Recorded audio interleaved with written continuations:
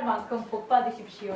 한 달에 이루어질 만큼 복 받으십시오. 이런 복은 세상에서 하는 복이고 우주에 떠 있는 별만큼 복 받으십시오. 우주에 떠 있는 별만큼 복 받으십시오. 우리는 우주를 향해 가야 됩니다. 그래서 외계인과도 친구가 돼야지 적대적으로 싸우고 그러면 안 돼요.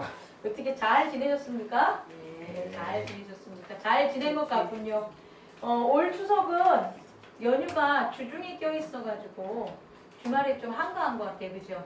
항상 토요일이나 월요일이나 이렇게 껴있어가지고 예배의 정점에 추석이 있어서 추석날 이렇게 그래도 차기는 처음인 것 같아요. 추석이 있는 주에 되게 이렇게 많이 명절이지만 이렇게 빠지셨는데 반갑습니다. 반갑고 복된 시간을 여러분과 함께 있어서 너무 감사합니다. 오늘 말씀은 우선 말씀을 전하기 전에 제가 깨달은 게 있어요. 뭘 깨달았냐? 오늘 찬송에서도 말씀하셨듯이 쉽게 말씀해라. 얼마나 이 찬송이 저한테 이렇게 확 왔는지 이 찬송 저 처음 들어봤어요. 이 찬송을 아마 예전에 들었으면 쉽게 말씀을 전했을 텐데 이 말씀을 이 찬송을 이제야 제가 들어가지고 쉽게 그랬더니 또 우리 고은경 집사님께서 대표 기도를 쉽게 말씀을 드리게 알겠습니다. 이제 쉽게 쉬운 말씀으로 성령님께서 주관해 주기를 간절히 바라는 마음으로 전하겠습니다. 태연아 쉽게 가자. 오늘 말씀을 보면 세 개의 에피소드가 나오는데 사실상 이 세 개의 에피소드는 예수님이 살아서 그 시대의 제자들과 함께 시간적 순서에 따라서 하신 그런 사건일 거예요. 그래서 시간적 순서대로 있지만 이 말씀을 또 기록한 마태는 그 시간적 순서에서 있었던 그 사건들을 그 복음서가 전해지는 공동체에게 잘 전하기 위해서 이 14장이라는 곳에다 모아놨을 거라는 거죠. 또 그 복음서를 전하는 저는 이 복음서를 또 어떻게 하면 우리 현대적인 2000년이라는 시간적 갭을 뛰어넘어서 현장성 있게 여러분들에게 전할 수 있을까 해서 또 한 번 각색이 들어갑니다. 그래서 오늘은 세 가지의 그 에피소드를 나오는데 첫 번째는 우리가 잘 알고 있는 세례 요한의 죽음. 세례 요한의 죽음 소식을 예수님이 들으셨고요. 두 번째 에피소드는 모든 그리스도인들이 가장 즐겨하고 기뻐하는 말씀인 오병이어의 말씀. 두 번째 에피소드가 되고 세 번째는 물 위에서 걸으신 예수님께서 물 위에서 걸으신 건데 그 에피소드를 바탕으로 세 개를 제가 종합적으로 한번 감독이 돼가지고 여러분에게 연극하는 그런 마음으로 전하겠습니다. 그래서 저는 우선 뒷부분으로 가겠습니다. 뒷부분에 있는 무리를 걸어가는 이 장면부터 우리가 말씀을 전하려고 하는데 너무나 감사한 것은 뭐냐면요. 지난 시간에 여러분에게 전했듯이 씨 뿌리는 자가 어디로 나갔다? 씨 뿌리는 밭으로 갔는데 결국 씨 뿌리는 자와 씨를 받는 밭이 어디다? 하나다. 다시 말해 기독교의 가장 커다란 그런 축복 중에 하나의 그런 교리라고 얘기하기엔 너무 광대하기 때문에 교리라고도 말할 수 없는 가장 큰 진리는 뭐냐? 일원론적인 세계. 하나님과 우리는 무슨 세계에 있다? 한 세계에 있다. 그 한 세계에 사는데 마치 우리가 한 세계에 살아가면서 왜 우리는 서로 다른 세계에 살아가는 것처럼 느낄 수밖에 없는가? 이것이 오늘 여러분에게 전하는 주제가 될 수 있을 것 같아요. 오늘도 마찬가지로 한 세계에 사는 모습들을 예수님께서 보여주시죠. 그런데 한 세계에서 사는 그런 모습들을 오병이어의 기적과 무리를 걷는 모습을 보면서 보여주시는데 다시 말해 하나님 나라의 아들, 하나님 나라의 모습을 보여주시는데 또 한쪽 면을 보면 다른 세계에 사는 세례 요한이 죽고 있는 다른 세대에 살아가는 모습도 느낄 수 있는 그런 에피소드가 함께 있다라는 거예요.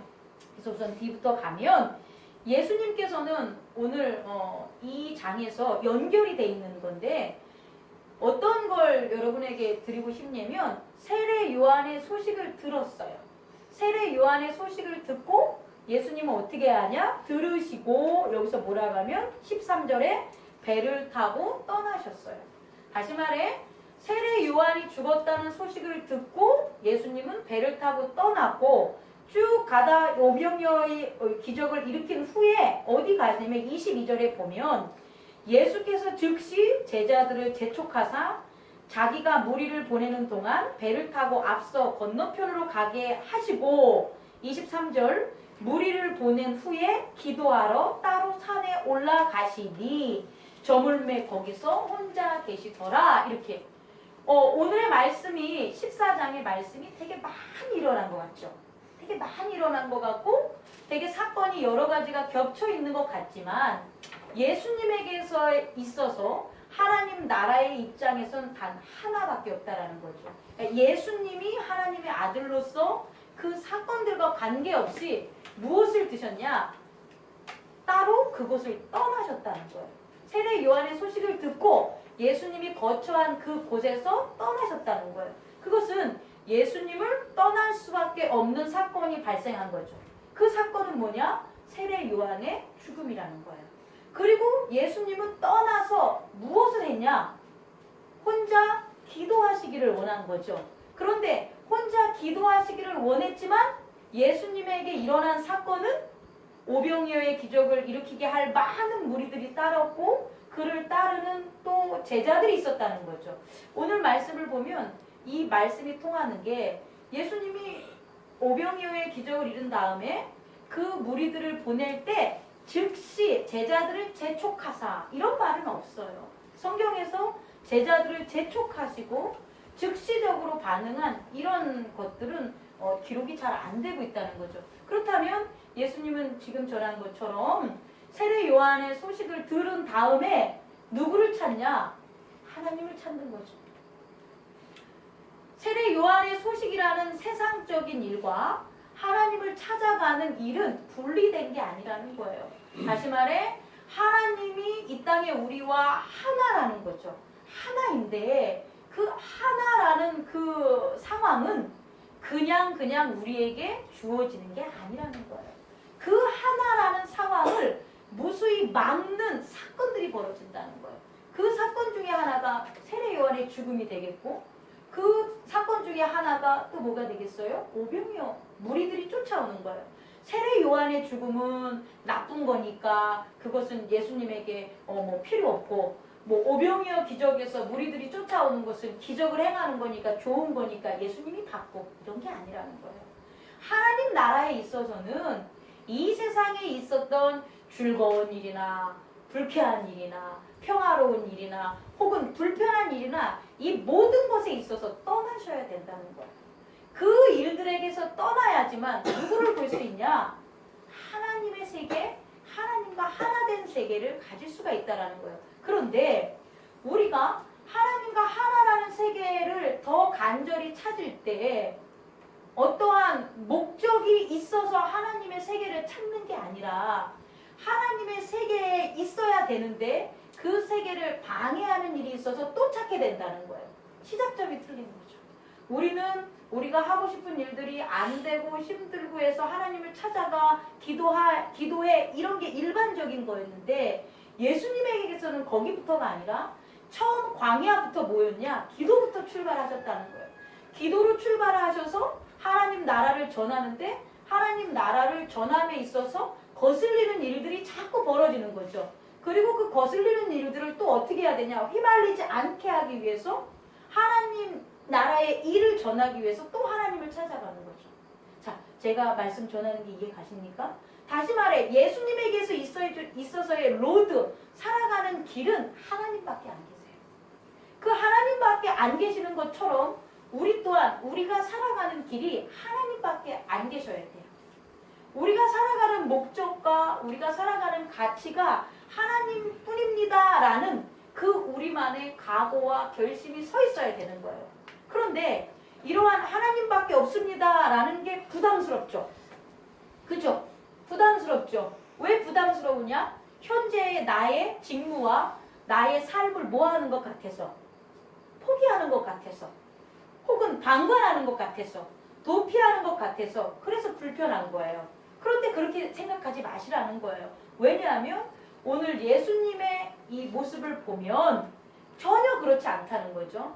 첫 번째로 예를 들어가지고 바람이 막 불어요.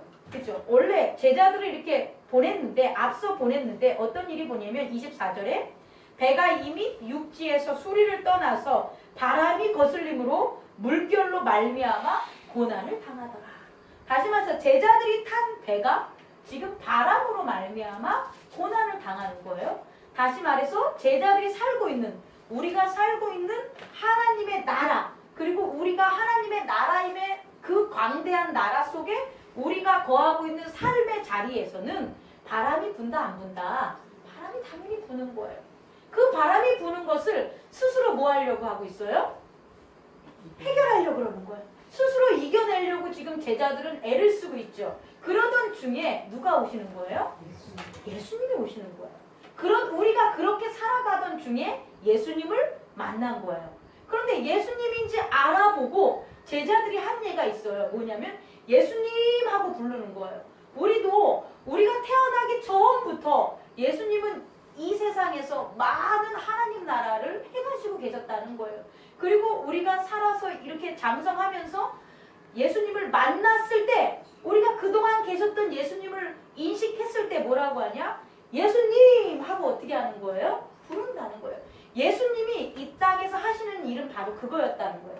예수님이 하나님의 길을 걸은 건 뭐냐? 모든 그의 백성들에게 그를 나타내는 거였다는 거죠. 그렇다면 우리 또한 이 땅에서 하나님의 길을 간다는 것은 뭐냐면 우리의 이웃들과 우리의 모든 삶 속에서 누구를 나타내는 거냐?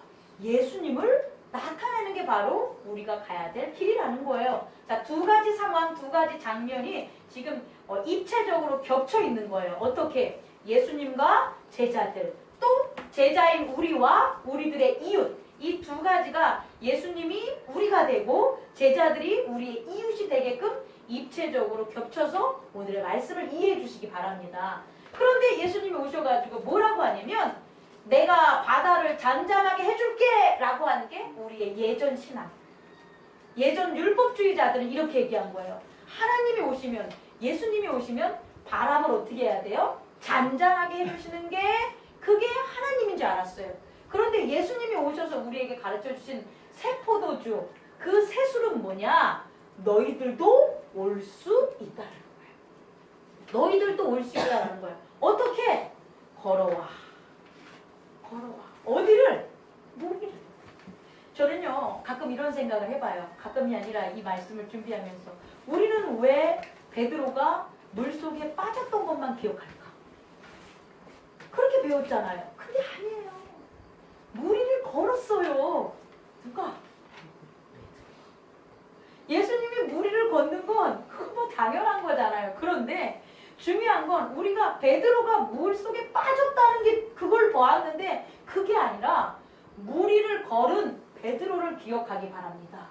베드로는 예수님이 없었다면 무리를 걸을 수 있는 꿈도 꾸지 못했을 거라는 거예요. 그 풍랑에 이끌리는 배에 빠져들어가지고 어떻게 하면 내 목숨을 살라갈까라고만 그 발부둥 쳤지 정말 하나님의 아들이 누군지 진리가 무엇인지 내가 걸어가야 될 길이 뭔지도 모르면서 그렇게 사는 것에 생존에 살았을지 몰라요. 그런데 오늘의 경험을 보십시오. 베드로가 어디를 걸은 거예요? 무리를 걸은 거예요. 뭐 했을 때? 예수님을 바라봤을 때. 예수님을 바라봤을 때 하나님 나라를 볼 수 있다는 거예요. 하나님 나라에 살면서도 하나님 나라에 사는 줄 모르는 것은 불행함입니다. 미련함입니다. 그것은 손해입니다. 여러분들이 불행하고 손해보고 이익 없는 거 제일 싫어하잖아요. 이익이 있고 싶고 진짜 다 갖고 싶잖아요. 그 방법이 나오는 거예요. 뭐냐면 누구를 바라봐라? 하나님, 예수님을 바라보면 내가 하나님 나라에 살고 있는 걸 누가 느껴요? 내가, 나만 느껴요? 아니에요. 나를 바라보는 우리의 가족들, 우리의 이웃들이 그 나를 봐요. 그래서 내가 당신들의 누구를 보는 거예요? 하나님의 아들이라는 걸 보여주는 거예요. 우리가 하나님의 아들이라는 걸 보여주는 것은 예수님만 바라볼 때 가능해요. 왜? 그러므로 기적이 일어나니까. 사실은 나라에서는 일상이니까. 그죠? 그런데 곧 어떻게 됐다? 물속에 빠져요. 왜 빠졌을까요? 바람을 봐서 그래요. 네. 예수님을 바라볼 때, 진리를 바라볼 때는 하나님 나라에 거하는데 깜빡 찰나적으로 어떻게 해야 돼요? 바람을 바라보는 순간 어떻게 돼요? 퍽 떼져버리는 거예요. 퍽 떨어져 버리는 거예요. 어디로? 세상으로. 바람이 부는 세상으로. 그래서 허벅허벅거리면서 어떻게 돼요? 살려주세요, 살려주세요 그래요.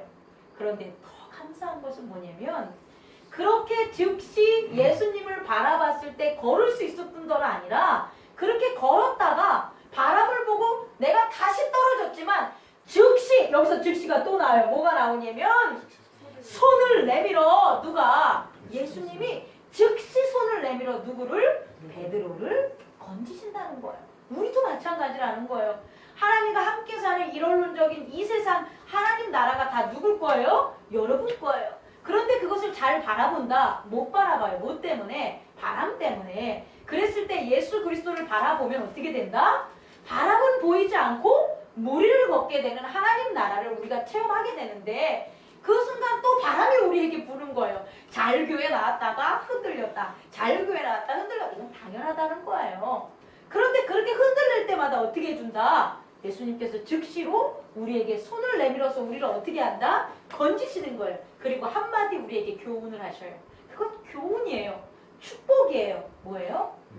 믿음이 작은 자야. 이 말은 우리가 즐겨 들어야 되는 거예요. 이해하셨죠? 믿음이 작은 자라는 그 말 하나 들으려고 했을 때 우리의 노력과 예수 그리스도의 위대함이 함께 녹아 있었다는 거예요. 세상은 그걸 자꾸 좌절하는 말로 여러분에게 심어줬을 거예요. 에이구 믿음이 작은 자야. 너는 여태까지 교회를 다녔는데 그것도 모르냐. 에이구 믿음이 작은 자야. 너는 교회 다니면서도 이런 짓 하냐. 이렇게 여러분을 비난할지 몰라도 그게 아니라는 거예요. 그리스도 안에서 하나님 나라에서 이게 뭐다? 축복이라는 거예요. 믿음이 작은 나를 뭐 한 거예요? 깨닫게 한 거예요. 그래서 그 말씀의 진리 가운데 거하게 하는 거예요. 우리 한번 생각해 보세요. 베드로가 믿음이 작다는 걸 얼마나 많이 들었겠어요? 성경에 기록된 것만 해도 다른 제자들에 비해서 월등히 많아요. 어떻게 하냐면 나중에는 이 마귀가 들었냐 뭐 물러가라 이런 얘기까지 들어요. 그러니 베드로가 그 들었던 말들이 얼마나 많았겠어요. 하지만 역으로 베드로는 정말 그의 인생에서 큰 변화뿐만 아니라 어떻게 보면 세례 요한보다도 더 큰 자가 됐죠. 그렇게 변할 수 있었던 게 바로 이와 같은 사건들의 증표였다는 것을 우리가 첫 번째로 깨닫기 바랍니다. 그렇다면 정말 위대하게 이스라엘 백성에게 주목을 받았던 사람이 있었어요. 그 사람이 반대적으로 바람만 봤던 사람이라는 거죠.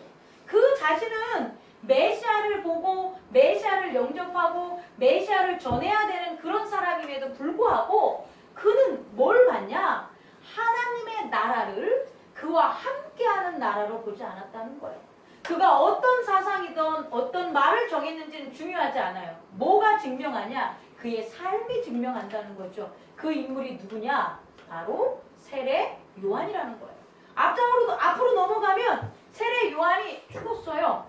자, 우리 한번 생각을 해봅시다. 세례 요한을 예수님은 만났어요.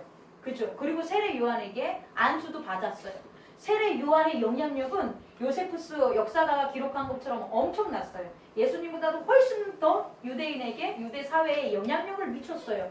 그런 사람인데 그런 사람이 죽었는데 그 죽음의 소식을 누구에게 전하냐? 예수님께 전해요. 근데 예수님이 왜 가만히 있었냐는 거예요. 왜? 그 예수님의 그 마음, 예수님의 뜻을 우리가 파악하기를 바랍니다. 자, 저는 오늘 제가 외우지는 못해요. 왜냐면 외우는 능력이 자꾸 떨어져 버려요. 그래서 조금 단어가 틀릴 수도 있지만 이해해 주세요. 진짜 어려운 내용이에요. 뭐냐면 지금 세례 요한이 왜 이렇게 옥에 갇혔냐를 제가 설명해 줘야 되니까. 뭐냐? 세례 요한을 죽인 건 누굽니까? 네? 다시 세례 요한을 죽인 건 누굽니까? 정말 그렇게 생각하십니까? 세례 요한을 누가 죽였을까요? 살로메죠. 살로메 아니겠어요? 헤로디아의 딸 살로메죠. 그리고 살로메가 아빠 세례 요한 살려주세요. 그럼 어떻게 된 거예요? 살 수 있었잖아요. 근데 세례 요한을 지금 죽이는 걸 지금 미룬 거죠. 누가? 헤롯은. 헤롯 대왕이 아니라 헤롯 왕입니다. 이 헤롯 왕은 세례 요한을 죽이는 것을 갖다가 지금 뒤로 미룬 거예요. 왜냐? 밀란이 일어날까봐. 그의 영향력이 크니까. 그런데 그로 말미암아 세례 요한을 죽이게끔 결정적으로 영향력을 미친 건 누구냐? 살로메예요. 그런데 살로메 그 어린 딸이 세례 요한과 무슨 감정이 있다고 그 세례 요한을 죽이라고 했겠어요? 아니죠. 그럼 누구예요? 엄마 헤로디아예요. 자, 이제부터 이제 보는 거예요. 우리는 그동안 사람들은 그랬을 거예요. 유대인들은 헤롯이 세례 요한을 죽였어. 그런데 예수님은 알고 계셨어요. 누가 죽인 거로? 헤로디안이 세례 요한을 죽인 것을 예수님은 알고 계세요. 왜? 그분은 모든 마음을 아시는 분이니까. 그러면 헤로디안은 왜 세례 요한을 죽였냐는 거예요. 아까 말한 것처럼 살로메가 무슨 워커 감정이 있어가지고 세례 요한을 죽였겠냐는 거예요. 헤로디안은 왜 그러면 세례 요한이 죽는 것을 그렇게 바랬을까요? 여기에부터 시작이 들어가야 되는 거예요. 그죠? 헤로디안은 하스몬 그 왕족의 그 공주예요. 하스몬 왕조는 이스라엘의 마지막 유대 왕에 있는 왕조라고 보면 돼요. 그런데 이 하스몬가가 쇠퇴기에 있을 때가 로마 제국이 왔을 때예요. 그랬을 때 이두메 족속이 있는데 이두메 족속은 암몬 족속이에요. 그러니까 유대인이 아니에요. 이 이두메 족속 암몬 족속에서 누가 나오냐? 헤롯 대왕. 동방박사가 별을 따라갔을 때 그 동방박사를 쫓게 만든 그 헤롯 대왕이 바로 이 이두메 족속의 출신이에요. 그러니까 헤롯 대왕은 뭐냐면 이스라엘 사람이 아니었어요.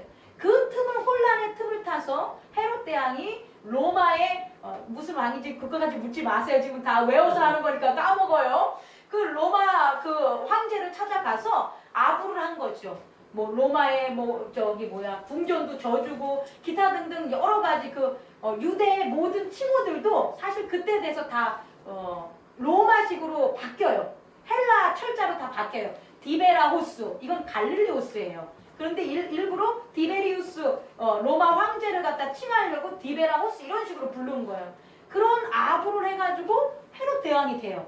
그러면 하스모 왕조는 지금 자기의 왕조가 몰락한 거잖아요. 누구? 이방족에 의해서 세워진 헤롯 대왕에 의해서. 그럼 무슨 감정이 있겠어요? 안 좋은 감정이 있겠죠. 반란의 그런 마음도 있겠죠. 그러면 역으로 헤롯 왕조는 누구가 가장 지금 염두가 되겠어요? 하스몬. 다시 말해서 유대의 어떤 정통적인 왕권을 가진 자들이 제일 무섭겠죠. 그런 상황이에요. 그런 상황에서 헤롯이 세 아들이 아니라 아들은 되게 많아요. 근데 그 아들 중에서 헤롯이 죽으면서 세 개로 분할을 해가지고 갈릴리나 유대나 이렇게 시리아나 이 지역을 통치하게 만들어요. 그러던 중에 이제 누구냐? 바로 이 헤로디아가 누구와 결혼하게 되냐? 헤롯 대왕의 동생. 좀 어려워요. 헤롯이니까 헤롯이라고 부르지만 헤로데 가문에 있는 그런 왕이 될 사람과 결혼해요. 그런데 이 왕자를 계승한 이 사람이 암살당해요. 몰려서 죽게 되는 거예요. 6년 만에. 그러니까 이 헤로디아는 뭐죠? 왕비가 될 여자였어요. 그런데 그런 부푼 꿈과 몰락한 하스몬 그 유대의 왕을 다시 부흥시킬 수 있는 그런 뭐가 있는 거예요. 꿈과 욕망이 있는 여자인데 그 꿈이 어떻게 된 거예요? 좌절당한 거예요. 그렇게 해서 첫째 남편을 잃어요. 그리고 둘째 남편이 뭐냐면 바로 헤로데 빌립 왕이라고 하는 지금 왕의 동생. 그 동생에게 결혼을 해요. 그런데 이 빌립 왕은 그 헤로디안의 그 욕망을 충족시키기에는 온전한 왕이 아니었던 것 같아요. 그래서 만족하지 못하고 살고 있는 거죠. 어떻게 보면 쫌생이 왕? 이런 그가 생각할 때는. 그러던 중에 지금의 이 헤롯이 여행을 가게 돼요. 동생 빌립에 있는 그 성으로. 그랬을 때 헤로디안을 보고 반한 거예요. 그래서 반했으니까 어떻게 돼요?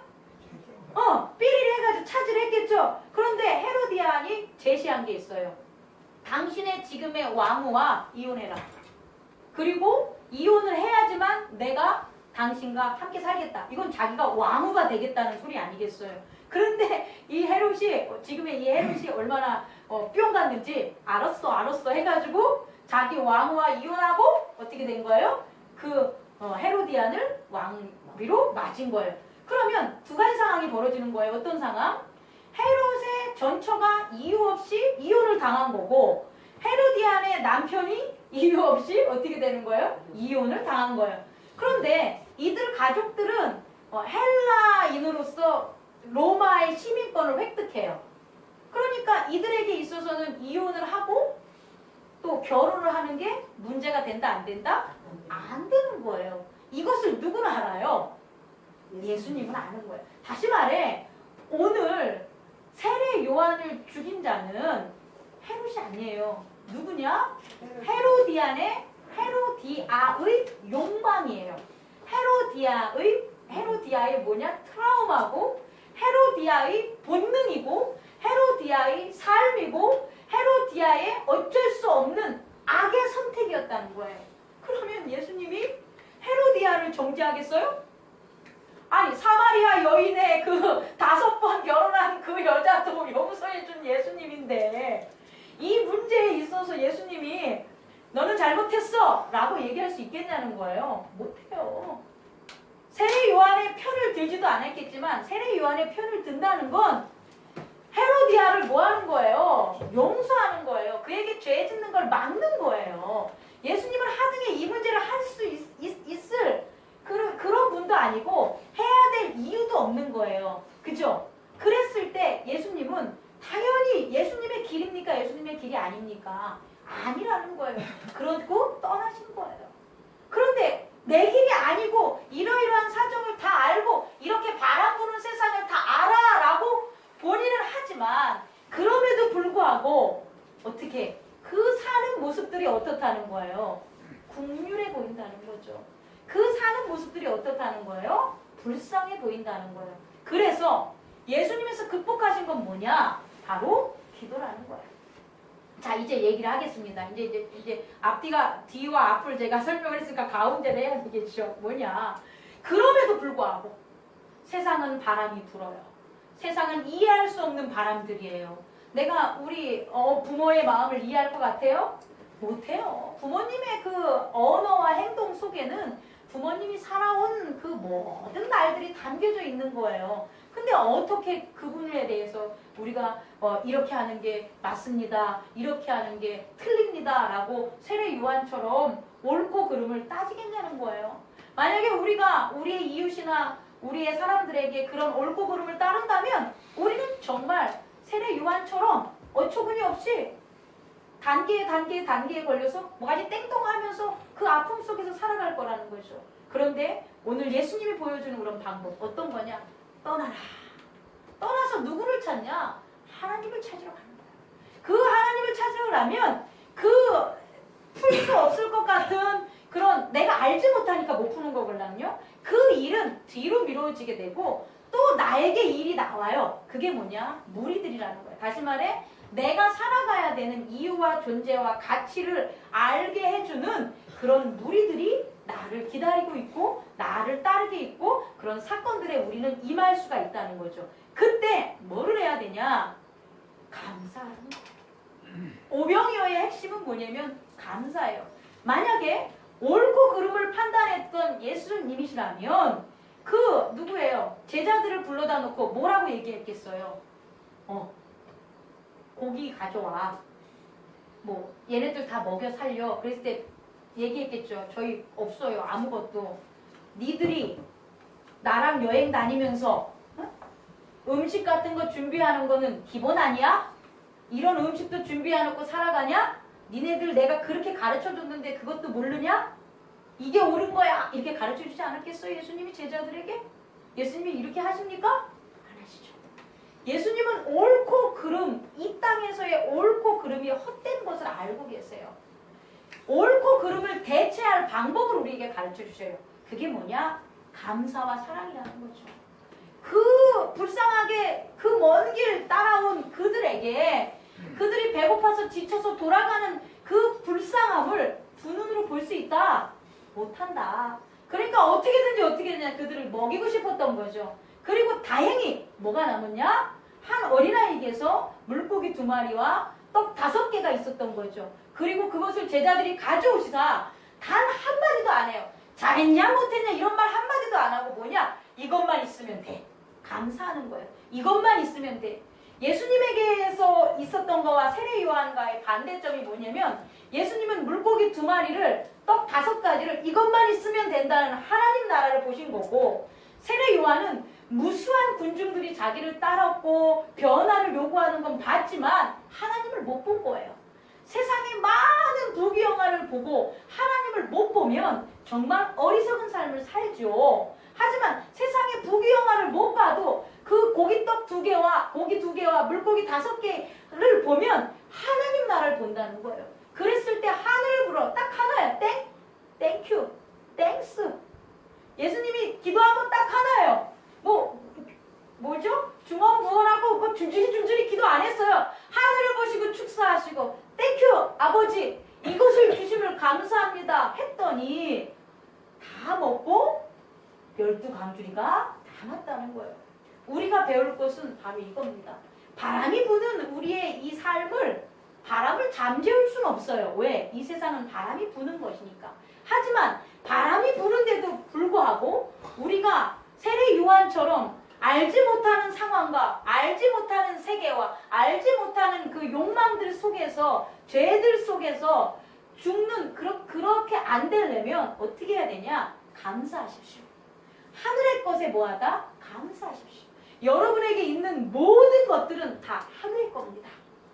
여러분에게 주어진 모든 가족, 직장, 환경, 시간, 그리고 우리가 먹는 그 음식, 이 모든 것들은 다 뭐다? 하나님 거예요. 그러니까 모든 것들을 뭐하라? 감사하십시오. 감사, 땡큐 하면 되는 거예요. 그 감사하면 여러분 앞에 하나님 나라가 펼쳐지고 여러분이 그 감사를 통해서 그 5,000명, 그 이상의 사람들을 먹이고도 남는 능력을 여러분들에게 하나님이 주실 거예요. 그런데 여러분이 감사하지 않으면 그 5,000명, 여러분을 바라보고 있는 그들은 배고파서 결국 받았던 은혜도 다 잃어. 예수님한테 병 다 고쳤는데 가는 동안 아이고 배고파 하면서 다 잊어버려요. 그렇게 돼버리는 거예요. 여러분에게 은혜를 입어야 될 사람들이 다 잊어버리게 되는 거죠. 또 하나는 예수님만 바라보십시오. 그래서 무리를 걸어가십시오. 바람을 바라보면 여러분 무리를 걸어갈 수 있습니다. 그래서 이제 여러분들은 오병이어도 할 수 있으시고 무리도 걸을 수 있는 하나님의 아들입니다. 오늘 말씀은 우리에게 우리가 일어나는 삼라만상 이 세상에 있는 모든 사건들을 얘기해 준 것 같지만 이 세상의 원리는 간단해요. 욕망이 중심이 되는 액시던트와 욕망의 중심을 버리고 하나님의 거룩함을 보는 하나님 나라와 두 가지로 이렇게 간추리게 돼요. 근데 결국은 하나예요. 결국은 한 세상에서 우리가 두 가지를 다 겪고 살아가고 선택할 수 있어요. 세례 요한의 삶을 사시든지 아니면 베드로의 삶을 사시든지는 여러분 우리들의 몫이라는 것을 잊지 않는 그런 시간이 되기를 원합니다. 기도하